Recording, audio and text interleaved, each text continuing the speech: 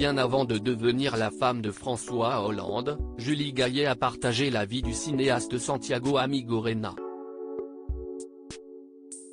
Après un mariage célébré le 10 juin 2000 dans le Gers, ils avaient accueilli 2 enfants, Ezequiel, 21 ans, et Tadeo, 20 ans.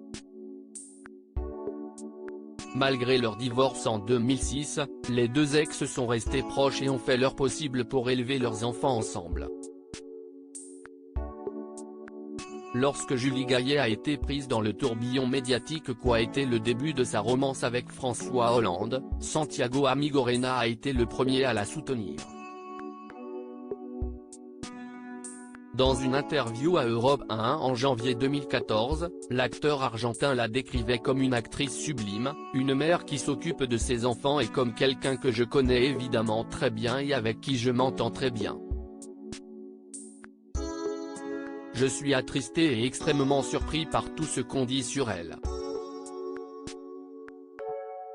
Je parle parce que son nom a été mêlé à cette affaire, avait-il expliqué après les révélations du magazine Closer. Malgré lui, Santiago Amigorena a été sollicité de nombreuses fois à propos de l'affaire. Dans son livre Des jours que je n'aille pas oublier paru en janvier 2014, il décrivait son histoire avec Julie Gaillet comme banale. L'histoire était banale, elle était comédienne et, après l'avoir aimé exclusivement pendant quelques années, après avoir eu 2 enfants, après avoir eu 30 ans, elle était tombée amoureuse, profondément amoureuse, d'un comédien, racontait-il. Écrivain, producteur, acteur. Santiago Amigorena a habité en Argentine comme en Uruguay avant l'exil de ses parents en France.